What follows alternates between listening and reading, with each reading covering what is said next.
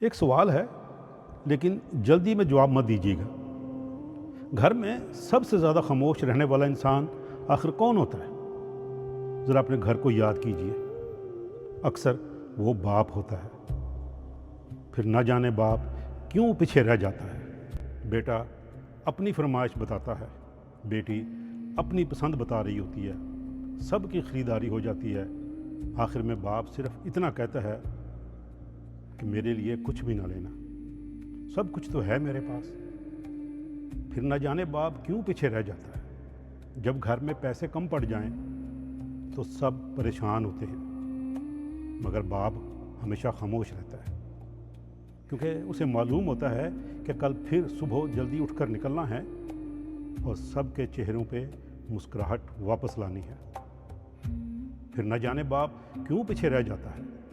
عید سے ایک دن پہلے تمام بچے کپڑے نئے پہن کر آئینے کے سامنے کھڑے ہوتے ہیں اور سبھی خوش ہو رہے ہوتے ہیں۔ وہیں ایک طرف باپ اپنے پرانے کپڑوں کو استری کر رہا ہوتا ہے اور مسکرا کر کہتا ہے کہ میرے پرانے کپڑے ابھی بالکل ٹھیک ہیں۔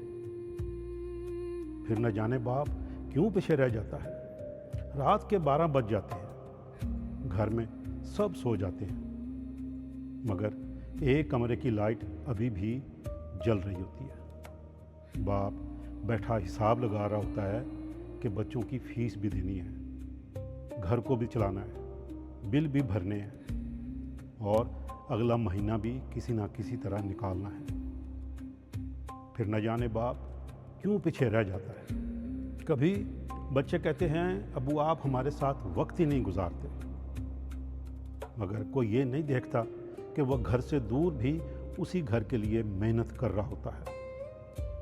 پھر نہ جانے باپ کیوں پیچھے رہ جاتا ہے۔ جب بچہ بیمار ہوتا ہے تو پوری رات باپ جاگتا رہتا ہے، بار بار ماتھا چھو کر دیکھتا ہے، بخار تو اب کم ہو رہا ہے نا، اور پھر صبح ہوتے ہی وہ خود کام پہ بھی چلا جاتا ہے، مگر کسی کو یہ یاد نہیں رہتا کہ وہ پوری رات سویا تک نہیں۔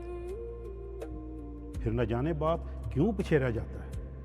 گھر میں سب اپنی زندگی میں آہستہ آہستہ مصروف ہو جاتے ہیں، بچوں کی دنیا بدل جاتی ہے، مگر باپ کی دنیا آج بھی وہی رہتی ہے، وہ آج بھی اپنے بچوں کے گرد ہی گھومتی ہے۔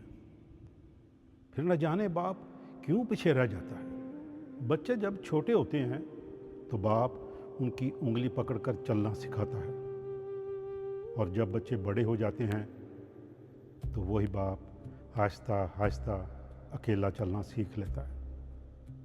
پھر نہ جانے باپ کیوں پیچھے رہ جاتا ہے، اور پھر ایک دن وہی باپ دروازے کی طرف بار بار دیکھتا رہتا ہے، ہر آنے والی گاڑی کی آواز پہ چونک جاتا ہے، شاید میرا بیٹا آ گیا ہو، شاید آج میری بیٹی ملنے آئی ہو،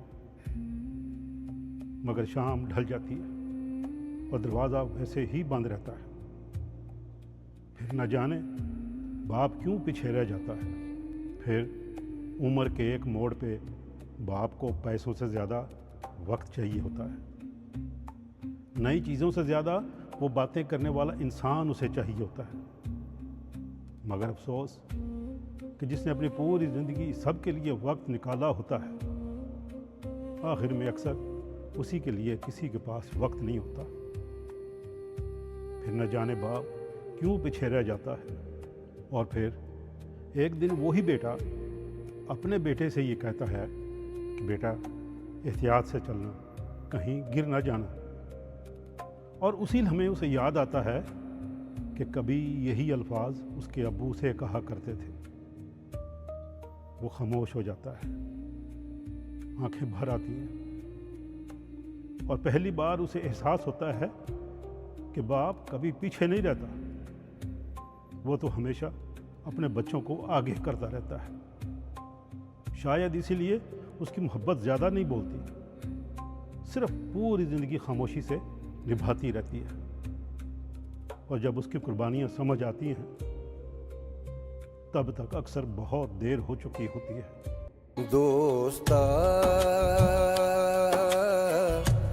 زندگی بے وفا چیز ہے، کیا پتا کیندا وعدہ کتھاں مک ونے، دھڑکنا رک ونن چلدا ساہ سک ونے۔